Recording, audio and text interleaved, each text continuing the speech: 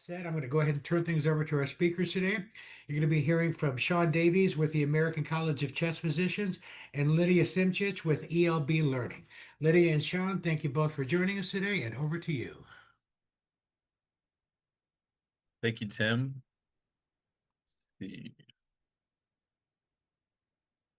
I'm Shaun. Hey, everyone. I'm Shaun Davies. I'm a manager of learning experience design at the American College of Chess Physicians. Just like to thank you all for your attendance, and I'm really excited to talk about this innovative form of education.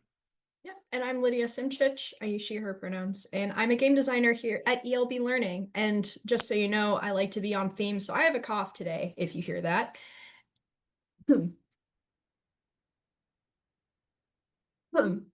Just to give some context about ELB Learning, we offer an industry-leading suite of solutions and software that empowers businesses to unlock people's greatest potential. So we offer all sorts of cutting-edge learning technology, including advanced course authoring, learning management systems, gamification, virtual reality, video role play, and courseware that is fully integrated with AI. Our customers benefit from custom-built learning solutions as well, learning game design, on-demand talent staffing, sales enablement, learning strategy, and expert AI consulting development and training. So some background knowledge on my company and its work with ELB. The American College of Chess Physicians is a professional medical association committed to advancing patient care in pulmonary, critical care, and sleep medicine. Our broad educational offerings support a global community of clinicians seeking both clinical excellence and professional development. Chess has a long-standing focus on educational innovation with programs that include live events, online learning, simulation, and other immersive formats like escape rooms. Since at least 2018, Chess has been working with ELB to support the creation of impactful, engaging learning experiences for our members. This collaboration has supported a range of professional development activities, including accredited training for clinicians and advocacy outreach aimed at promoting policies that improve patient care. Our projects have been well received, most notably with the multi-award-winning educational experience, Unveiling RSV. The working environment with ELB has been consistently productive and collaborative as we engage ELB at various stages of our production cycle, depending on the unique needs of each project.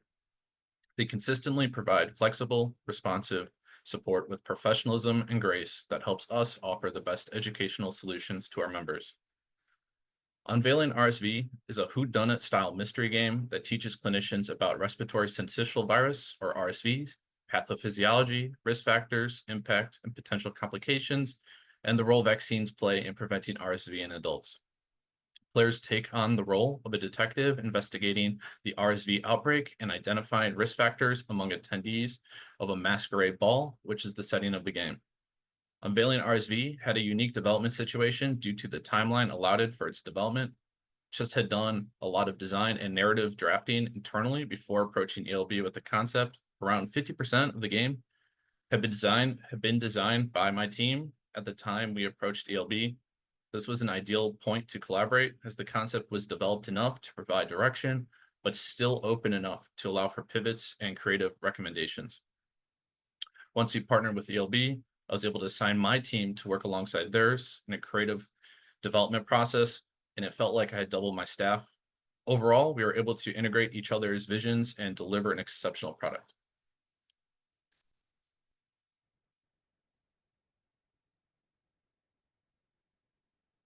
So the escape room that we'll be talking about is called the Breathless Bounty. We had about 2.5 months to develop it.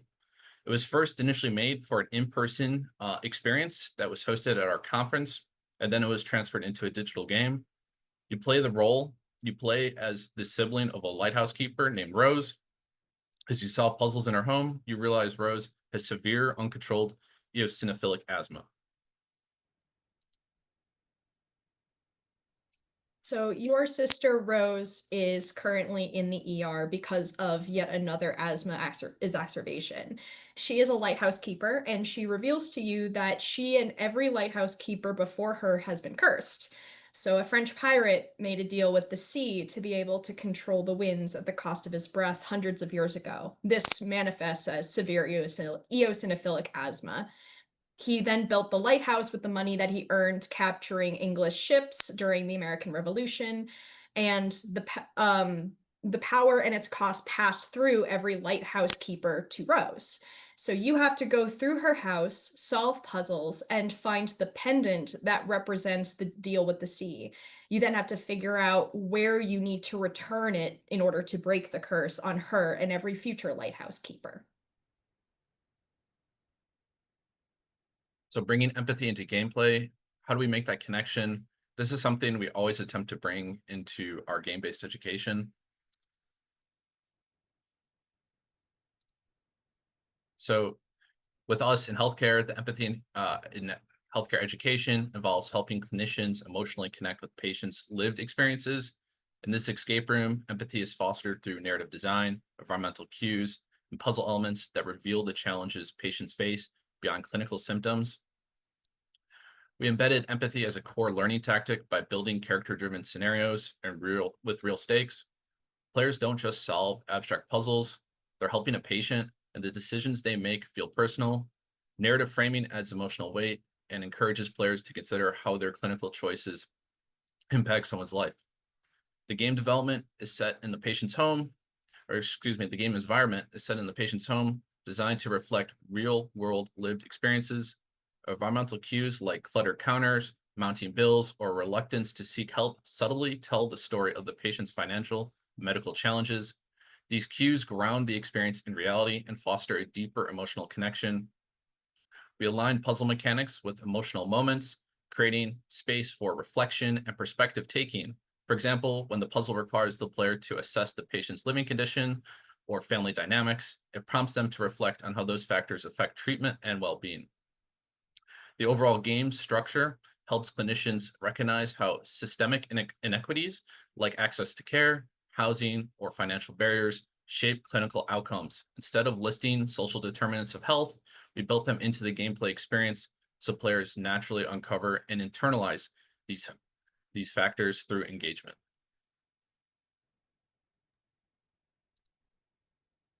A project like this also requires us to have a lot of empathy for each other as developers. So having empathy between clinicians and patients as a common goal, as a North Star kind of for this project, held us together. That was the glue. That no matter what happened, whatever challenges we faced during development, we always knew and agreed on why we were doing this project in the first place. Working on a team requires empathy. Working across teams requires a lot of empathy. So maintaining medical rigor and clinical accuracy while ensuring the game remains engaging and playable is a balancing act. It involves collaborating with subject matter experts or SMEs to simplify complex topics without sacrificing essential knowledge, all within tight gameplay time constraints.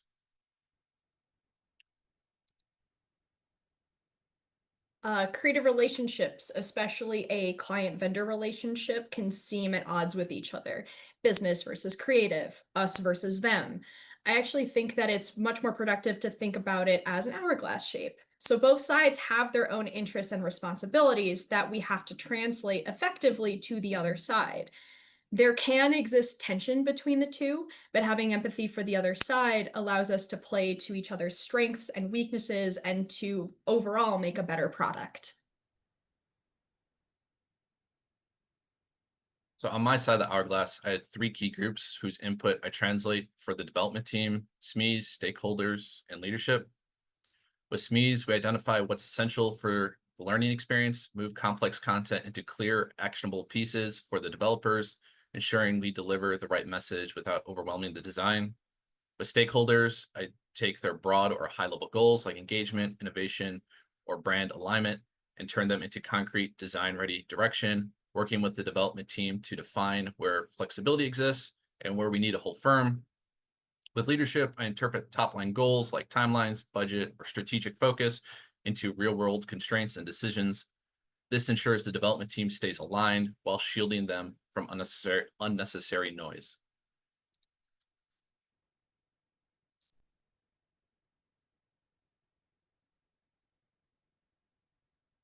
So when onboarding SMEs or stakeholders, it's important to keep these in mind. SMEs need to define what learners should walk away understanding, The more specific the learning outcomes, like, for example, diagnosis steps or empathy awareness, the more targeted we can make the gameplay. This helps ensure the game supports, not just entertains clinical reasoning. Games don't work like lectures or e-learning modules. For SMEs and stakeholders alike, it's important to explain how game-based learning works, how players learn through discovery, feedback loops, and narrative context, so expectations are realistic and aligned. Showing case studies or early prototypes can help them visualize a holistic picture of how puzzles, story, and mechanics carry the educational message without traditional slides or narration. Not every moment in the game will directly map to instructional content, and that's intentional. We need to agree on how much education realistically fits in the available game time and make peace with ambiguity and indirect learning moments. In addition to learning goals, stakeholders often care about broader outcomes like brand exposure, innovation, or learner engagement metrics. These should be identified early so that business needs and learning outcomes can coexist without conflict. Stakeholders may want to fit a full curriculum into a short game. It's important to establish that depth is more valuable than breadth. We focus on delivering meaningful, high impact moments, not overwhelming the player with too much content too fast.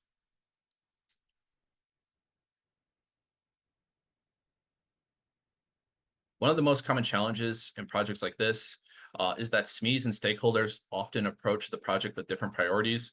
SMEs tend to emphasize clinical accuracy, thoroughness, and fidelity to guidelines. Meanwhile, stakeholders may focus more on learner engagement, brand positioning, or broader educational outcomes. These aren't inherently in conflict, but without careful mediation, they can pull the project in different directions. To prevent bottlenecks or scope creep later, it's critical to align expectations early.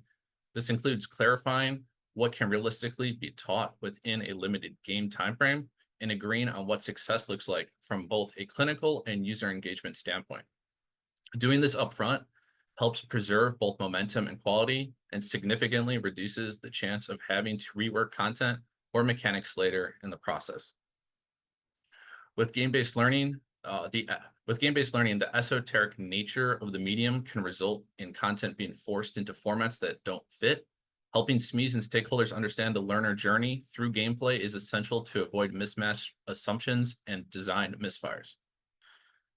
Help stakeholders and SMEs visualize how their goals and the project goals can align early on. Setting expectations through examples reduces ambiguity and prevents misalignment that could derail progress. On my side of the hourglass is my domain, so that of designers, artists, engineers, developers, QA testers. As a designer, I exist very close to the center of the hourglass, almost as close as project managers. My job is to absorb as much information as possible from the business side and help translate it to the rest of the team on the creative side. And as part of that, I become an informal SME to help disseminate and reinforce the learning content. In general, the more that we, the creatives, know at the beginning of the project, the better.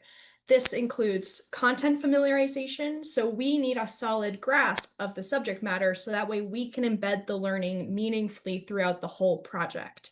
This can be a primer, a list of search terms, SME insights that will help us self-research effectively. Some of my favorite moments personally as a designer have come from conversations with SMEs directly. So if we can meet one-on-one with someone when we have more targeted questions, all the better. And in general, when the dev team understands the learning goals, we can make better design choices that reinforce the content at every single level.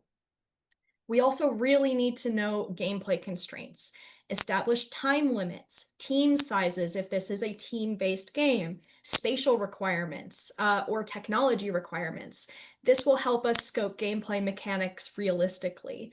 And these constraints will then directly influence pacing, puzzle design, interactivity. Aligning on these factors early with you prevents late-stage scope creep and keeps the learning intact. Excuse me. We also want to make sure we're creatively aligned. This means defining the tone and the experience early on, which is essential. Do we want this game to be serious or playful or sterile or mysterious? The tone informs not just the visuals and the writing, but also how the mechanics feel and how the player should emotionally engage with the game and the content too.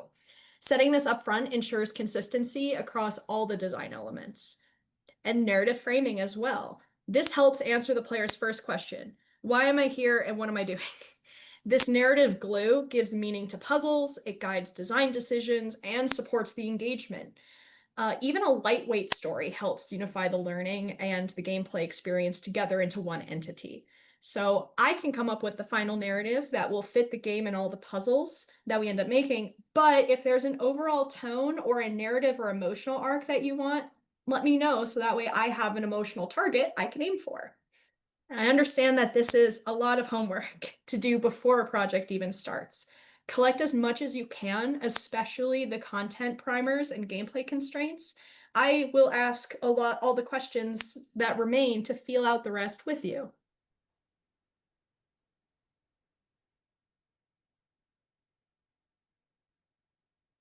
So the project manager acts as a translator and integrator across roles, helping SMEs, stakeholders, and developers understand one another's language, goals, and constraints.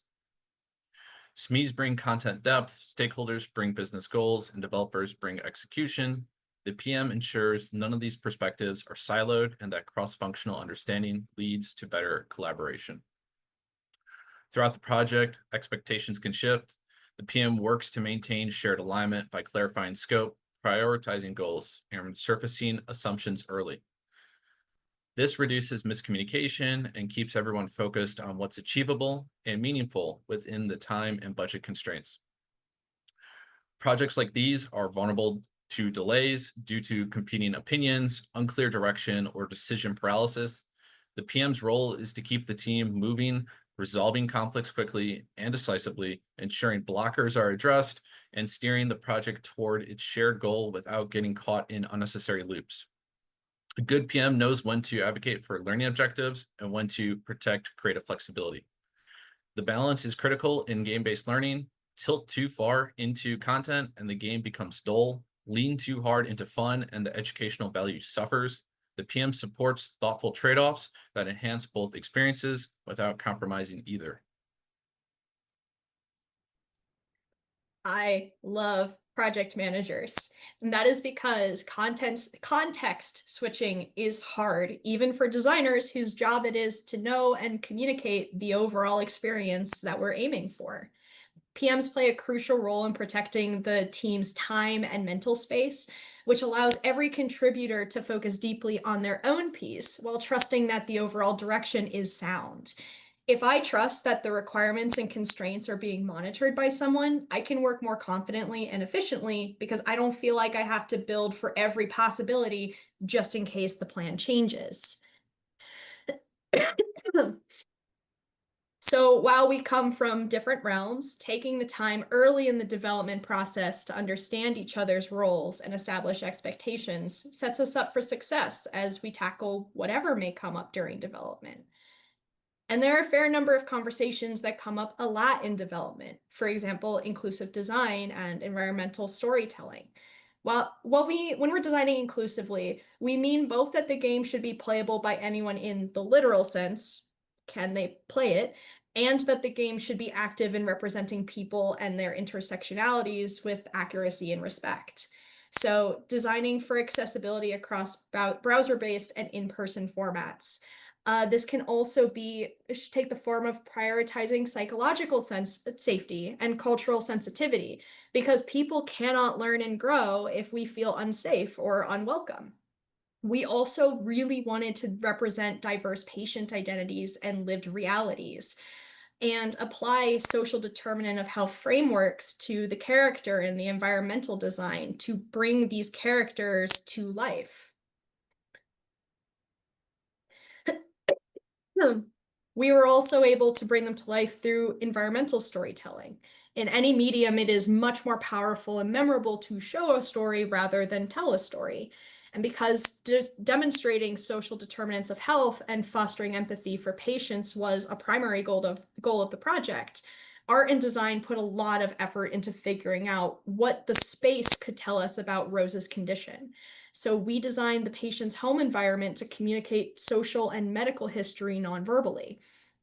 This was also vital for gameplay as well. We embedded clues to the puzzles in the surroundings, such as the medications that were used, the housing quality, the family dynamics Rose lived in. We had parallel puzzles that uncover the dual narratives, both medical and social, the dual mysteries involved. We also used environmental storytelling to reinforce contextual learning through interactive discovery and increase the attention and therefore the retention, because not all puzzle information was in the form of documents that people had to read. So some of the biggest wins are biggest challenges, I should say, for this project.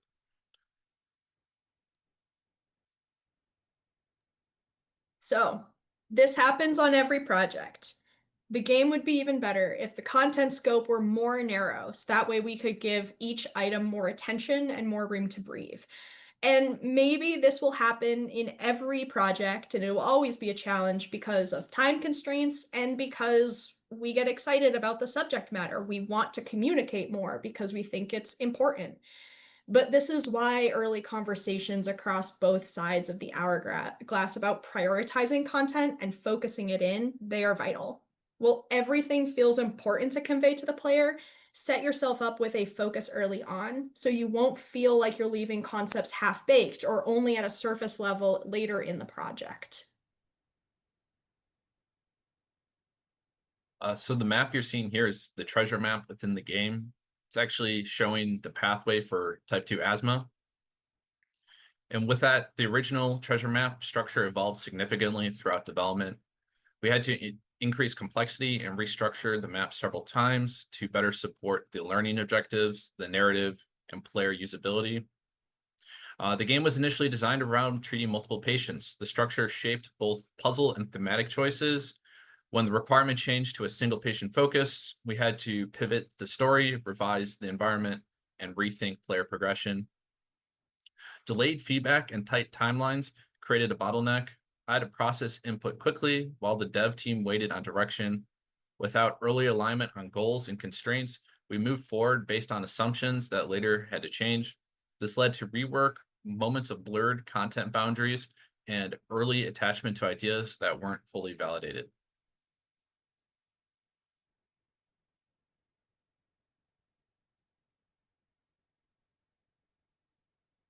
Project timeline was cut by about 1.5 months, reducing our capacity for iteration, feedback loops, and refinement across all areas of design and development.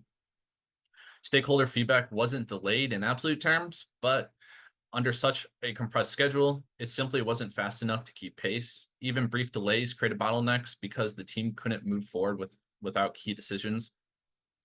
When feedback doesn't arrive in sync with development needs, the time cost compounds.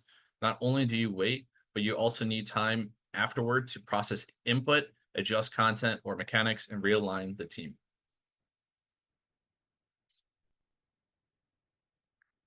We also disagreed on how much effort we should spend trying to prevent people from cheating the puzzles. We always want people to participate genuinely in the game, even if they aren't being assessed on their knowledge, like taking an exam. But the more we design for a person who's already decided they won't engage in the material, the less we are designing for the players who want to play. And that came to a head because of the very tight timeline we were under. Some of the biggest wins for this project. The project managers on both teams were able to meet together in the center of the hourglass and communicate efficiently, assisting with establishing and maintaining the right direction. Non-medical playtesters on ELB Learning side were able to come away with understanding of the social determinants of health being taught within the game, which was said in their own words. Delivering the game for our stakeholders to review it on time with an inflexible window. Leadership feedback was able to be incorporated and actionable in the game, And then finally, and most importantly, the lighthouse theme. I maintain that the decision to put it in a lighthouse is one of the smartest decisions made early in the project. A little context, when the project first began and we started communicating, originally we were thinking of having it on a tropical island with a abandoned a lost civilization and a cursed artifact. I brought up some concerns that this is a overused trope, and even if it is a generic civilization, because of the trope's existence, we know what civilizations are being vaguely referenced to. So I suggested some other areas and other themes that would fit that same treasure hunter kind of generational curse or curse by proximity adventure and that kind of emotional goal that we wanted. And Shaun's team came back with the idea of why don't we put it in a lighthouse? And I loved it because it addressed all of the initial concerns I had about the tropical island cursed artifact theme. It was remote enough that the patient did not have easy access to medical care, which was a major requirement for the social determinant of health side context we wanted to build. However, because it was on a peninsula, not an island, the fact that she was constantly going to the emergency room for asthma attacks became a lot more likely. Also, this was literally her home.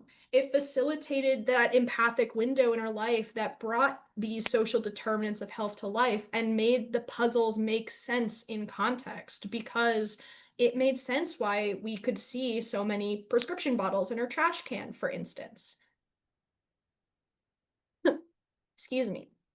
So as you can see, like with this, development also has a lot of feedback loops in it. We talk a lot about feedback loops in games with where the player experiences the play. Just like in learning, we want players to fail forward towards mastery. They receive immediate feedback through puzzle outcomes like locked clues, character reactions, progress signals, and that feedback gives the player information about what they're doing right and wrong, and then they know how to adjust their strategy or behavior to advance. This trial and error is used as a teaching tool. Missteps with guidance offer learning moments and not dead ends towards progress. The decisions and consequences in our feedback loop for this game reflect the one that clinicians have to make, directly reinforcing the correct reasoning or prompting reconsideration. The feedback pacing is intentionally designed to maintain engagement without overwhelming the learner with way too much information way too fast. And playtesting and iteration throughout the process ensured that the feedback was clear and purposeful and aligned with the learning objectives we wanted. And excuse me, development has its own feedback loop, as you can see. Yes, you, our lovely audience, are witness to it. When Shaun and I started this new project, we went through development together. We made a ton of mistakes, and then we had the chance, because of this presentation, to review and learn from them together in preparation. As game makers, we've grown so much, so we can make new mistakes the next time we keep learning. And hopefully you've learned from our mistakes and from our closed feedback loop here. So thank you so much for listening to our talk. If you want to play the game Breathless Bounty, you can scan that QR code or screen grab that link to type it into your URL bar later. You can also find ELB Learning and Shaun's LinkedIn and my website at the links on the left. And now we are open to questions. Well, Lydia and Shaun, thank you both very much. That was an excellent presentation. Appreciate you joining us today. And we do have some questions coming in here. I'm just going to start at the top of the list. Folks, if you have any questions for Lydia or Shaun, now we've got some time here, so now is a great time to send them on in. Let me start with this one. Why was ELB Learning chosen for the escape room? That's a great question. Yeah, it is. No, we chose ELB Learning specifically because of our working relationship in the past.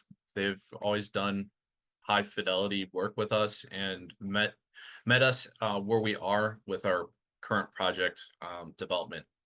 So it doesn't matter if the project is early on in development or more completed, ELB is always able to come in and assist us. And we knew that based on our previous work with them, that they could deliver on our needs. Hope that's a good enough answer. I don't know if you're looking for something more concrete. Well, thank you. That was great. Another one, is this strategy for virtual or video game only? Is there any adaptability for this to be a physical escape room based off the virtual experience? So this game was actually designed I worked with Shaun to design both kind of simultaneously. We had to deliver on the physical escape room first because of when it was going to be previewed at or put into the conference. However, when I was designing the physical escape room with him and the rest of our team, we kept notes on anything that wouldn't quite work for uh physical space, so that we really wanted to do, so that way we could add it into the digital, and vice versa. We kept an eye out for things that would not translate well into the digital space and tried to avoid them in the physical escape room as much as possible, since, for example, it is, if you have a bunch of pieces of paper and you're in physical space, you can just mash them around together and try them at every angle, flip them over, hold them up to light. You can do a lot more. With games, that's a lot of mechanics that you have to program in, and that would take time for one puzzle. So we tried to choose puzzles and choose settings and other materials that we could directly bring into the virtual space with minimal rework. And we talked a lot with the developers on our team and with our art director, Alan, to make sure that that was as consistent as possible, and trying to take advantage of what we could do in physical space when we had it. So in terms of the process of working across two teams and designing content that is designing a game that's fun and teaches, the process is still the same, where you end up like the actual game mechanics and the individual decisions you make as a result of that process would be different for if you're making an in-person experience versus a game experience. And I will say, just personally, it was really fun for me to work on this project because I found my love of design through exhibit design for museums. And so getting to flex both sets of muscles at the same time was just so much fun for me. Thank you. A question from the chat. Annie asked about environmental storytelling. What was your criteria for knowing what could be indirect or environmental versus direct or imperative content, especially knowing that not all learners are going to see everything? Ooh, yeah. I think some of that came from Shaun, and you can talk more about that. Some things were defined by SMEs as had to be in documentation, or they were so specific that there was really no way we could have them anywhere else. For example, I think that we had some like breathing test results, chart as well as some charts of data that it made the most sense for those to, in order for them to be interpreted accurately or understood accurately, had to be a document from an ER. Do you want to talk a little bit more about essentially kind of what you could give us permission to make environmental? Yeah, for example, you could see empty Saba canisters or it's like albuterol lined throughout her trash can, showcasing that this person has been utilizing a rescue inhaler for a pretty long time, especially with empty canisters in it that labels the dosing meter. I think we had a peak flow meter in there too, that was buried in one of the cabinets. So stuff like that, we were able to allow people to discover through the environment. And also we had stuff like the the deciphering of the flags, and that was done through the environment too. So it really was just, as Lydia is saying, what was something that was just so absolutely necessary to be in there and kind of more brought to light more easily for the player. I think the context also of people knowingly going into this as this is an escape room or this is a mystery means that the players are immediately primed to start looking in every nook and cranny. They want to click on everything, they want to look at everything. And especially when it comes to storytelling, I really like to think about what sorts of piles do people have in their home? What is in their trash can? What's their clutter look like? What do they keep in their purses or wallets or bags? Because those are very intimate and personal, vulnerable spaces. And that's where people tend to shove a lot of their own context. So having both the situation of, hey, you're going to go into this escape room, have fun, and we've left you a bunch of clutter and empty canisters and lots of stuff for you to root around in, made it so most people saw everything, I think. And we also really made sure that the stuff you had to vitally see were always going to be immediately visible, very prominently visible. When we were thinking about how do we set up the room and how do we make sure it's easy to reset between games, but especially also in the virtual game since we have fixed camera positions. Thank you. Another question. What's your advice to groups who want to do it by themselves, quote unquote, do it by themselves with smart content people? Any thoughts on that? Excuse me.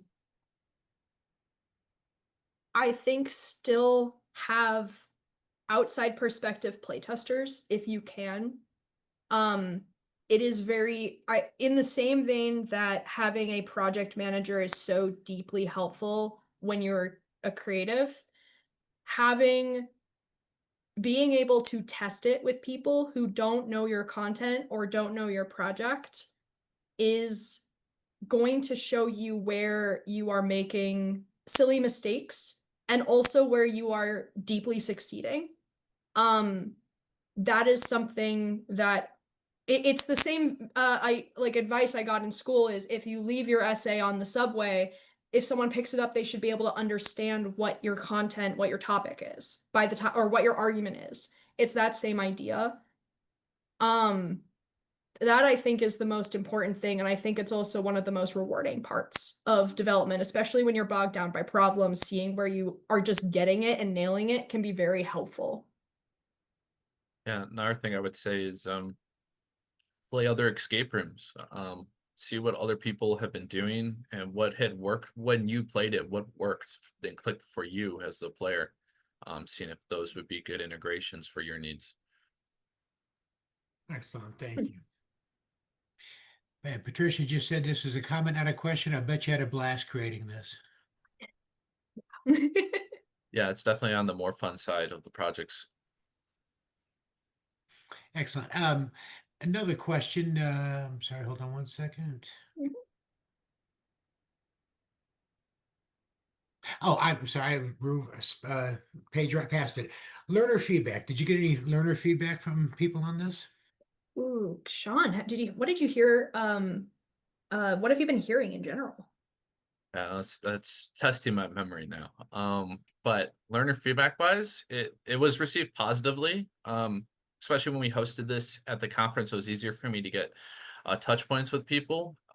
And a lot of people came away very interested in the concept, completing the room, which was great. And they felt like it was a good blend between fun and learning. It wasn't too much one way or the other, which was great. Um, it's about it that I can truly recall on the top of my head. Excellent. Lydia, I'm going to jump backwards just a second here. You mentioned outside reviewers, and someone has asked, how were the reviewers and amount of reviewers determined? Um, hmm. In terms of during development, it was honestly who had time that I could pull aside to play the game. Um, what was and I think If you want to do more formal playtesting, there are plenty of guides in the game space, both video and physical game space, that can help you with that. You can kind of scale up or scale down. Me personally, I handpicked people from my other teams at ELB Learning, who I knew could get into the mind space, be able to verbalize what they're doing at every moment. So basically, narrate what's going on in their head at the same time, and who would be able to do things that I wouldn't be do. So see if they could break the game, which was very necessary during development, and thoughtfully engage with the content. Basically be open to learning something completely out of their wheelhouse, because none of us are pulmonologists. As far as finding people, I think that is where I went very quality as opposed to quantity, because playtesting at quantity takes a lot of time. It takes a lot of organization, it takes a lot of preparation, and we did not have that. So having a couple people that I trusted that I could play test with and get some very solid feedback from a technical as well as design side, that was my personal criteria. Excellent, thank you. And let me tell everybody, I have just dropped a copy of today's presentation back into the chat window if anybody wishes to download that. Thank you again for sharing, Lydia and Shaun. Someone's asked about the design document. What does a design document look like for a game like this? And is there a template that you start with? That's a good question. I use a couple different kinds of documentation, and it depends on who needs to read it. And oftentimes I will make different documents throughout development depending on what the needs are. So when I started in a mural, which is like Miro, or just kind of a very much a corkboard and string kind of thing.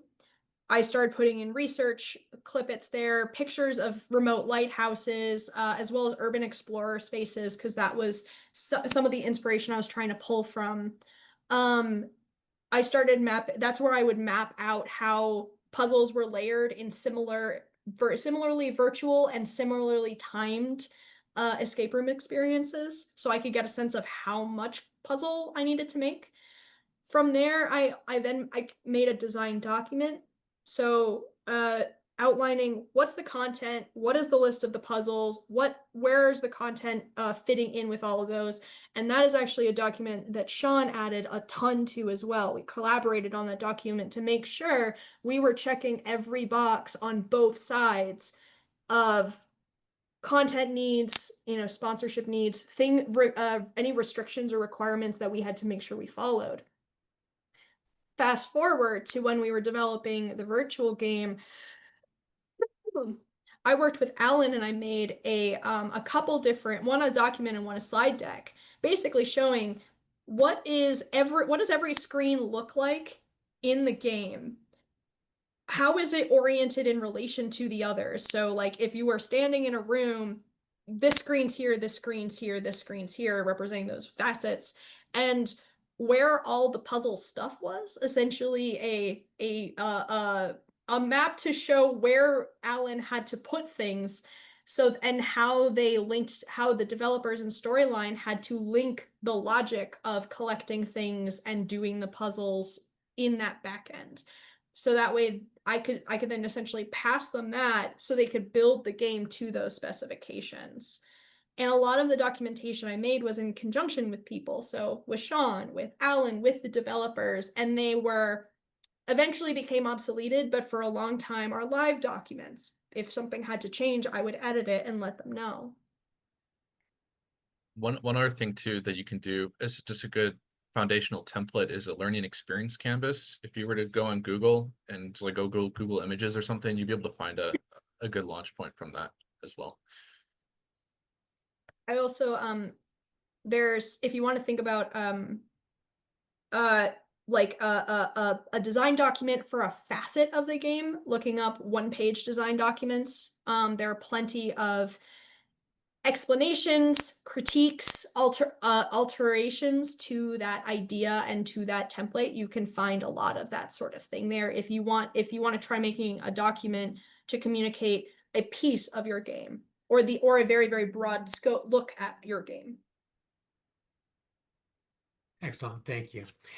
If I can, I'm going to jump us back a little bit to the learners a little bit. Someone's asked, what percentage of your learners actually played the game? What percentage of our learners? Yeah. That I don't know on the top of my head. To be honest with you. Well, that's fine. Yeah. Another question about the audience. Did the intended audience like the game? We talked about the results. Did it reach the intended audience? Yeah, it definitely did. Of the people who've played it, a lot of those people are younger that come to our, whether they're fellows or they're medical students or their fellow industry or whatnot. They'll really enjoyed it. Excellent. And can this be deployed using AR goggles? I don't know enough about AR technology or AR goggles specifically to be able to answer that. I'd be curious if you could figure it out. Yeah, I Although I don't. would maybe worry about simulation sickness, because we rotate the camera for you. It's not a VR experience where you rotate yourself. Yeah, I don't see why it couldn't work. It's not something that we've necessarily tried developing for, but there's probably a solution for it. Yeah. Someone's asked about, was it intended for a phone, iPad, PC, all of the above? Yeah, it's intended mainly for the PC just because there's some hover cues with a mouse. So you don't have that cursor on a touch device, but it can be played on those as well. And how about, someone's asked if you had any sponsorship for this? Yes. This was sponsored by GlaxoSmithKline. Okay, excellent. And I love the question always, what's next question? Are you going to take these games to the next level again with immersive headsets?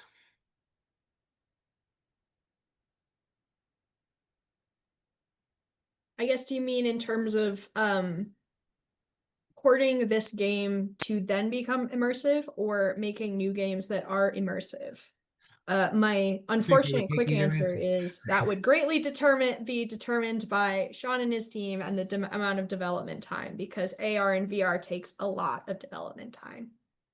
Yeah, one thing I would say, while that would make for a pretty good single player experience, especially on the digital side, since this was also developed for a conference, one of the things that potentially becomes an issue with goggles is that you're not able to necessarily see the people next to you, and kind of can ruin the team collaboration. But if I guess you're off site from each other, that can actually be a great thing to be able to collaborate. That's an Also, excellent if you did this in a live venue, you have to worry about sanitizing the goggles in between and making sure that they don't break. That's one of those in-person experience things that people don't necessarily think of, but become very relevant, and that does also eat into playtime and turnaround time. Absolutely. Well, Lydia, you also gave me a great segue for this next question when you talked about taking a lot of time. What's the estimated hours for planning, designing, building, and testing? Oh, that is data I don't have. I think I know ELB Learning has it somewhere, but I don't remember, unfortunately. Yeah, But a lot of time. yeah. It's not quick. That was, so we had 2.5 months of development. And I would say for those 2.5 months, at least on my side, that's me working 30 hours a week at least on the project. Sometimes I'm working 50 hours a week on that project. So it's definitely a lot of work because there's just so many parts to it. Yeah, I also will say, one of the reasons it's hard to remember is that as a designer, my participation can kind of go like this, depending on where we are in the project. So I'm designing it a lot all the time. When things are developing, I'm kind of waiting for things to develop. And then when we have to test and iterate, my participation goes back up. With a project manager, they need to be on top of it all the time. And so it's a lot more consistent in terms of hours per week. every week. Excellent, thank you. And folks, some of the folks were looking for the attachment. I might have not hit the send button, but it's been hit now and it's there for folks to download. If you're not seeing it, let me know. Elizabeth asked a question.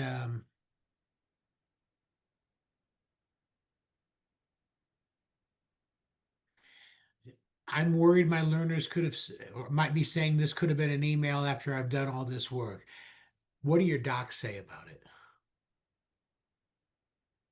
Yeah, really it's about the fun, it's about the engagement level, the unique experience. Some people, like I said, it was mainly fellows, students, fellow industry who were mainly drawn to this, not necessarily seasoned pros or people who are, you know, high level educators teaching younger students. It's can be a bit harder to get that type of breadth of education into this type of experience, but for the people who are drawn to these type of learning forms of engagement, higher engagement, more immediate feedback, those type of things, it works out for them. So it's really on an individual level, not everyone, it's not for everyone.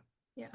It's like a field trip in school. You still learn stuff, but it's different than your everyday. And sometimes that is just the thing that makes the most difference, is that it is different than having to read an email or having to read a book or whatever. I don't know if there's anything we can do about this now, but a lot of folks are saying they'd love to see pictures of this with and how this all worked. Well, you can play the game. Well, there you go. I don't, yeah, again, QR code or the URL there. I can see that there are some people already in the game. That's great. Did we know anything about Shaun, about how many people attended, how many successfully completed? Don't know if I can release those numbers, unfortunately. Gotcha. We are getting near the bottom of the. I have a few more questions, but folks, if you have any additional questions I haven't gotten to, please do feel free to send those in here in the next few minutes. A lot of folks have asked about storyline. Have you any pros and cons of working in storyline, or what tools you might have used for this? Yes. So the major issue with storyline is that unlike a game engine, so a piece of software that we use to build a game, like Unity, Unreal, Godot, those are maybe names that you've heard floating in the ether. Unlike a game engine, storyline is like a really, really, really powerful PowerPoint presentation. And so when it comes to variables, so, you know, for example, variable of is like this, like say there's a hat on a coat hook. You can take the hat off versus put the hat on. If you want to have that, have the state of has hat or does not have hat, you have to make slides individually that all show every possible state of the game on that moment with the hat in the frame and with the hat not in the frame. And otherwise you're going to have continuity errors, right? You're going to be like, well, wait a second, I took the hat off. Where is the hat now? When I, you know, because, and that basically means that any form of variable where the scenery changes or the game state changes, you have to make every permutation of it. The combinatorial mathematics of this can increase your scope exponentially. It means that that you have to spend all that time making more screens, making more slides. And so if you have limited scope, limited timeline, then you really need to narrow down on those variables, and which kind of stinks because those variables are the things that really can become either vital for gameplay depending on your puzzles or make you feel like you are actually engaging with the environment.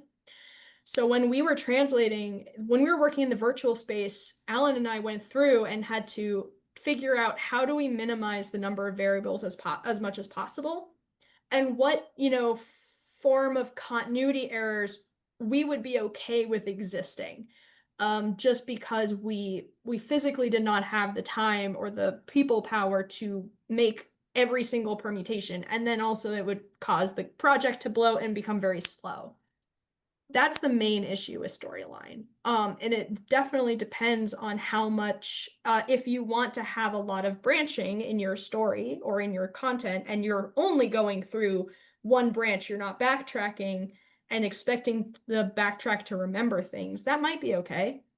But that's the major thing that I felt that was kind of interesting. Things that are very easy, quote unquote, to make in a video game in one piece of software became harder in storyline. And I was also surprised at what storyline could do that I thought was going to be hard.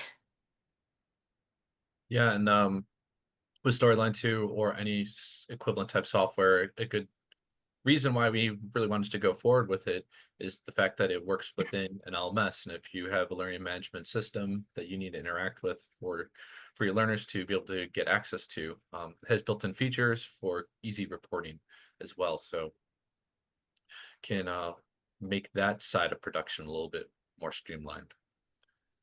So the balancing act. Excellent. Thank you. Let me ask another question. This is a good question for today's crowd. How did you approach balancing medical accuracy with game engagement? Mm. Do you want to start, Shaun, or should I take a stab at it? Yeah, I think it's kind of both of us answering this one. So really, I think the first thing is that I met with the SMEs and the stakeholders to really understand what truly needed to be the most focused forms of education within the experience, and then handing that off to Lydia's team to really kind of figure out, okay, this is our theme. This is really kind of the design direction we're trying to go with. Where do we go from here? Mhm. With me, my perspective on design is I very much want to I like to start with the research material first, and I like to find what game mechanics are suggested from the material. And what I mean by that is, when I'm reading through the material, does this suggest to me, oh, a player would resonate with this a lot if they took on the identity of someone like a researcher, or took on the identity of a patient. Alternatively, you know, if this particular content has you doing a thing, doing a verb, such as comparing tissue samples. It wants you, basically the content is you need to know the difference between a healthy and a diseased piece of tissue. The verb behind there is comparing and contrasting.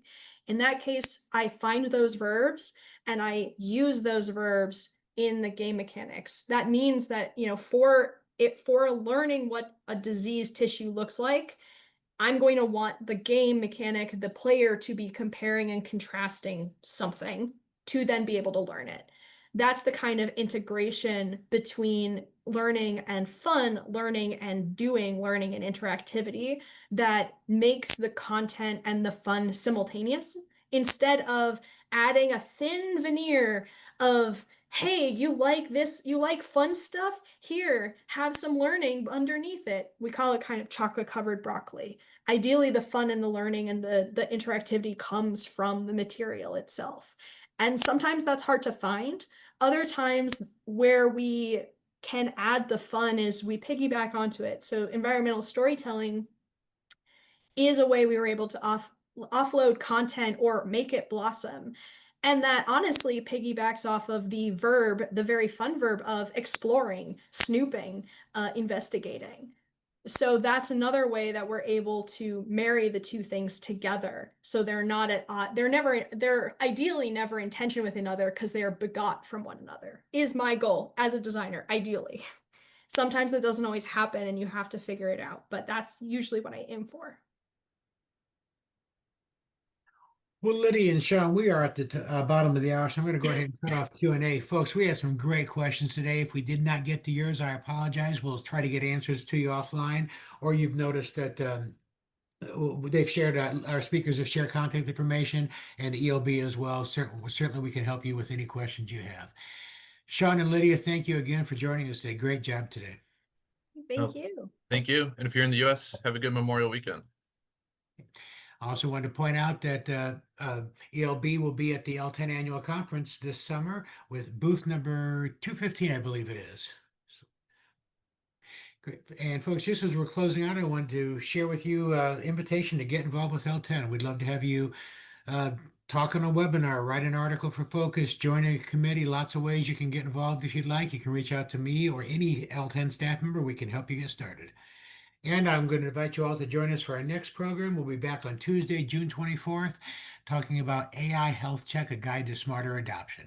You can find out more information about that program and register and other upcoming programs at l-10.org/webinars, where you can also find a link to our on-demand webinars. A great place to find our on-demand webinars. And again, I'm going to send you a follow-up email tomorrow with a link to today's recording, which will be up on this website within the hour.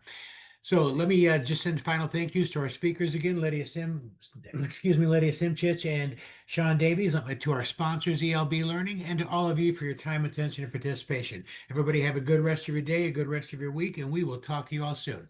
Bye-bye, everyone.